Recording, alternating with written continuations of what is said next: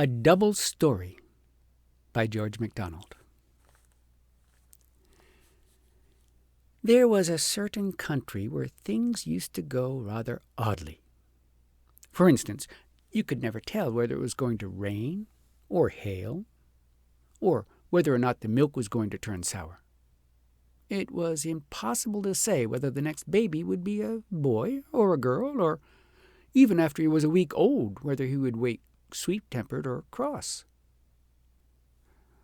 In strict accordance with the peculiar nature of this country of uncertainties, it came to pass one day that in the midst of a shower of rain that might well be called golden, seeing the sun shining as it fell turned all its drops into molten topazes, and every drop was good for a grain of golden corn, or a yellow cowslip, or a buttercup, or a dandelion at least.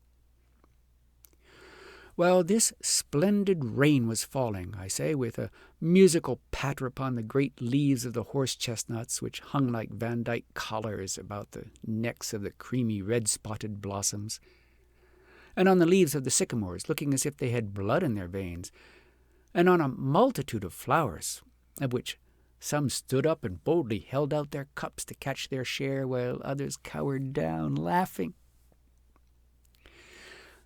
under the soft patting blows of the heavy warm drops, while this lovely rain was washing all the air clean from the motes and the bad odors and the poison seeds that had escaped from their prisons during the long drought.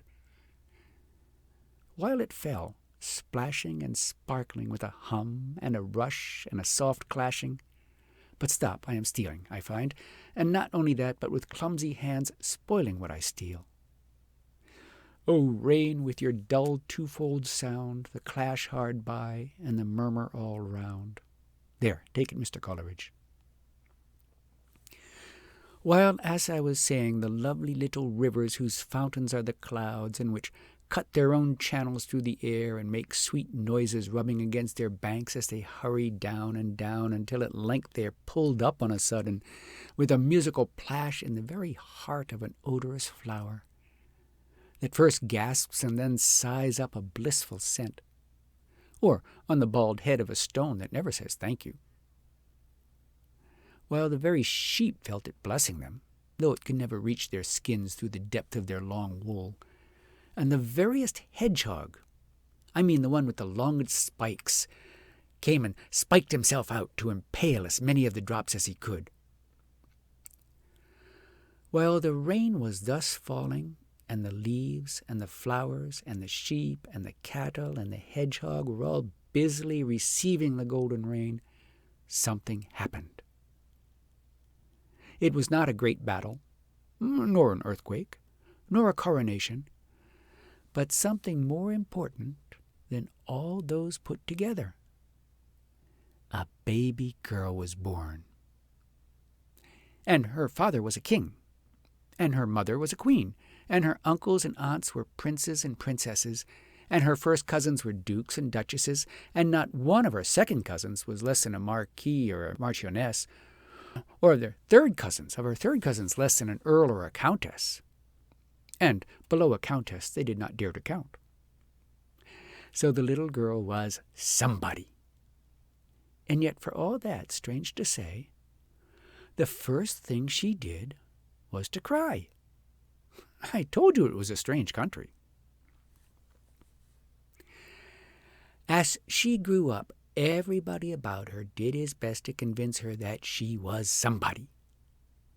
And the girl herself was so easily persuaded of it that she quite forgot that anybody had ever told her so, and took it for a fundamental, innate, primary, firstborn, self-evident, necessary, and incontrovertible idea and principle that she was somebody. And far be it from me to deny it. I will even go so far as to assert that in this odd country there was a huge number of somebodies. Indeed, it was one of its oddities that every boy and girl in it was rather too ready to think he or she was somebody.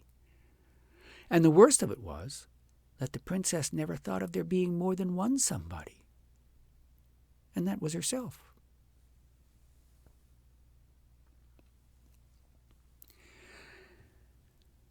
Far away to the north in the same country, on the side of a bleak hill where a horse-chestnut or a sycamore was never seen, where were no meadows rich with buttercups, only steep, rough, breezy slopes covered with dry, prickly furze and its flowers of red gold, or moister, softer broom with its flowers of yellow gold, and great sweeps of purple heather mixed with bilberries and crowberries and cranberries. No, I'm all wrong. There was nothing out yet but a few furze blossoms. The rest were all waiting behind their doors till they were called, and no full, slow-gliding river with meadows sweet along its oozy banks. Only a little brook here and there that dashed past without a moment to say, "How do you do?" There. Would you believe it? While the same cloud that was dropping down golden rain all about the Queen's new baby was dashing huge, fierce handfuls of hail upon the hills with such force that they flew spinning off the rocks and stones, went burrowing in the sheep's wool, stung the cheeks and chin of the shepherd with their sharp, spiteful little blows, and made his dog wink and whine as they bounded off his hard, wise head and long, sagacious nose. Only when they dropped plump down the chimney and fell hissing in the little fire, they caught it then, for the clever little fire soon sent them up the chimney again, a good deal swollen and harmless enough for a while. There, what do you think? Among the hailstones, and the heather, and the cold mountain air, another little girl was born, whom the shepherd, her father, and the shepherdess, her mother, and a good many of her kindred, too, thought somebody. She had not an uncle or an aunt that was less than a shepherd or dairymaid, not a cousin that was less than a farm laborer, not a second cousin that was less than a grocer, and they did not count farther. And yet, would you believe it, she too cried the very first thing. It was an odd country. And what is still more surprising, the shepherd and shepherdess and the dairymaids and the labourers were not a bit wiser than the king and the queen and the dukes and the marquises and the earls, for they too, one and all, so constantly taught the little woman that she was somebody, that she also forgot that there were a great many more somebodies besides herself in the world.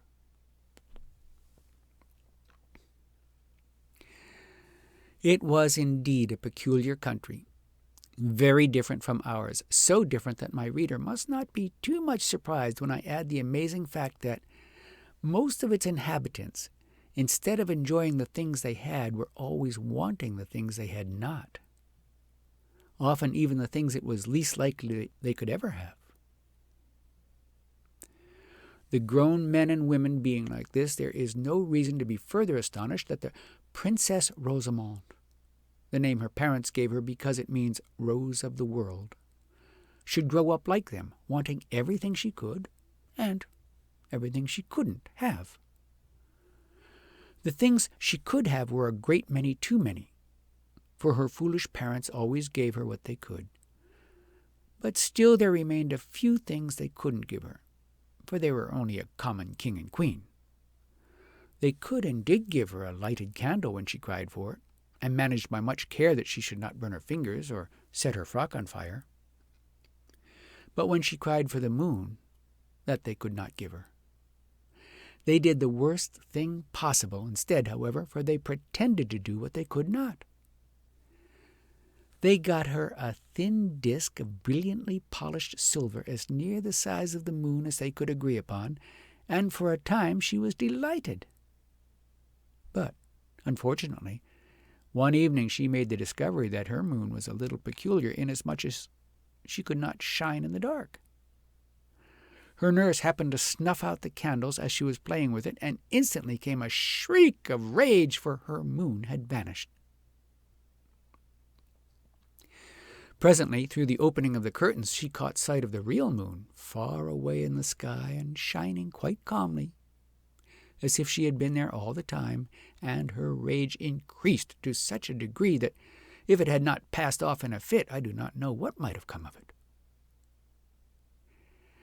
As she grew up, it was still the same, with this difference, that not only must she have everything, but she got tired of everything almost as soon as she had it.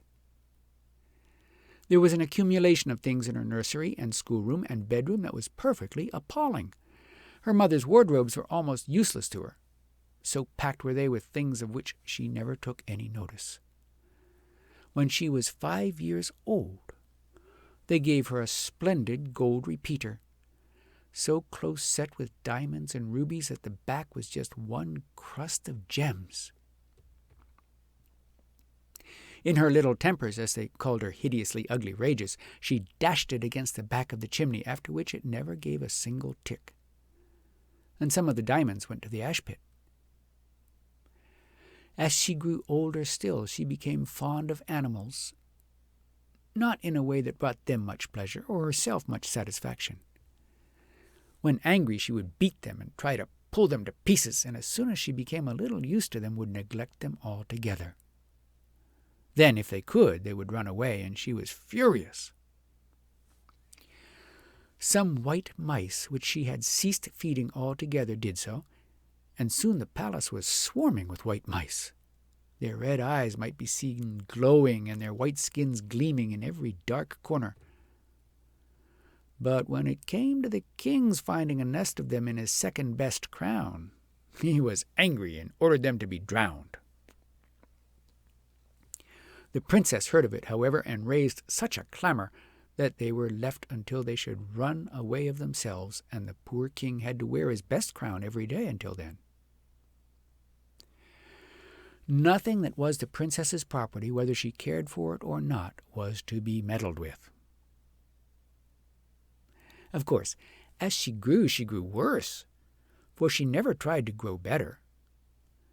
She became more and more peevish and fretful every day, dissatisfied not only with what she had, but with all that was around her, and constantly wishing things in general to be different. She found fault with everything and everybody and all that happened, and grew more and more disagreeable to everyone who had to do with her. At last, when she had nearly killed her nurse, and had all but succeeded in hanging herself, and was miserable from morning to night, her parents thought it time to do something.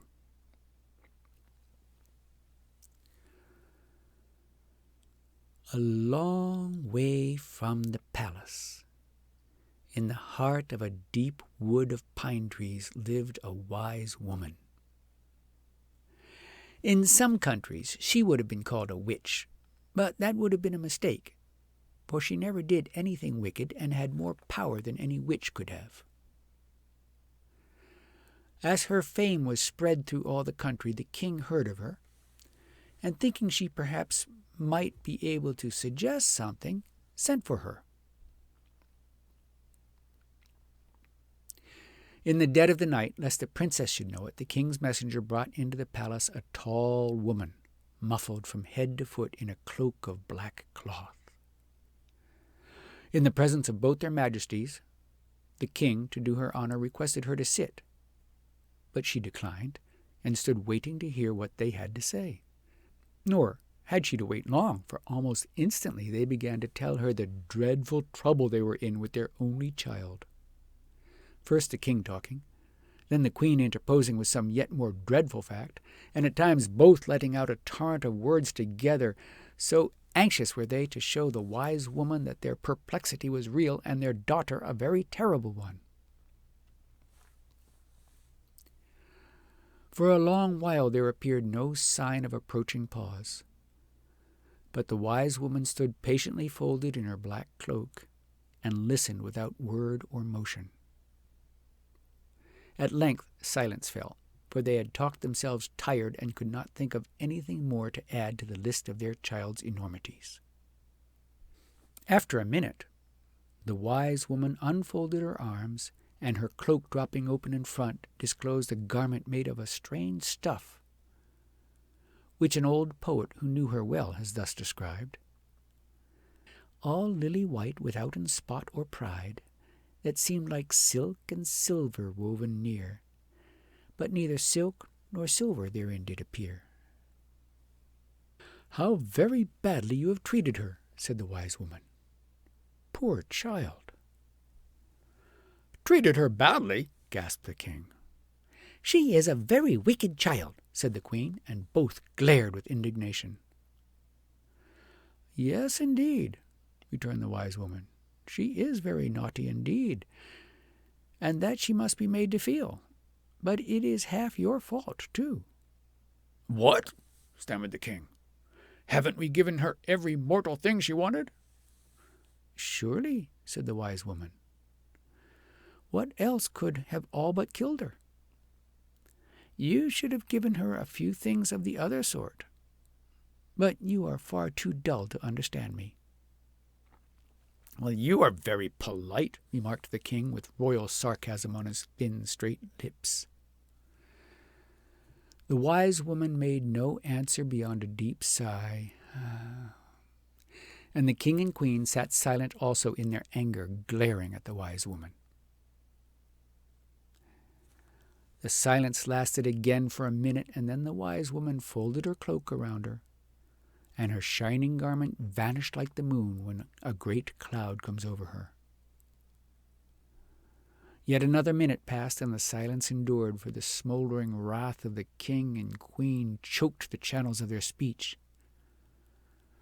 Then the wise woman turned her back on them, and so stood. At this the rage of the king broke forth, and he cried to the queen, stammering in his fierceness, "How should such an old hag as that teach Rosamond good manners? She knows nothing of them herself. Look how she stands, actually with her back to us." At the word, the wise woman walked from the room. The great folding doors fell to behind her, and the same moment the king and queen were quarreling like apes as to which of them was to blame for her departure. Before their altercation was over, for it lasted till the early morning, in rushed Rosamond, clutching in her hand a poor little white rabbit of which she was very fond, and from which, only because it would not come to her when she called it, she was pulling handfuls of fur in the attempt to tear the squealing, pink-eared, red-eyed thing to pieces. "Rosamond!" cried the queen, whereupon Rosamond threw the rabbit in her mother's face. The king started up in a fury and ran to seize her. She darted shrieking from the room. The king rushed after her, but to his amazement, she was nowhere to be seen. The huge hall was empty. No, just outside the door, close to the threshold, with her back to it, sat the figure of the wise woman, muffled in her dark cloak, with her head bowed over her knees. As the king stood looking at her, she rose slowly, crossed the hall, and walked away down the marble staircase. The king called to her, but she never turned her head or gave the least sign that she heard him. So quietly did she pass down the wide marble stair that the king was all but persuaded he had seen only a shadow gliding across the white steps. For the princess, she was nowhere to be found. The queen went into hysterics, and the rabbit ran away. The king sent out messengers in every direction, but in vain. In a short time the palace was quiet. As quiet as it used to be before the princess was born. The king and queen cried a little now and then, for the hearts of parents were in that country strangely fashioned, and yet I am afraid the first movement of those very hearts would have been a jump of terror if the ears above them had heard the voice of Rosamond in one of the corridors. As for the rest of the household, they could not have made up a single tear amongst them. They thought, whatever it might be for the princess, it was for everyone else the best thing that could have happened. And as to what had become of her, if their heads were puzzled, their hearts took no interest in the question. The Lord Chancellor alone had an idea about it, but he was far too wise to utter it. And that's the end of chapter 1.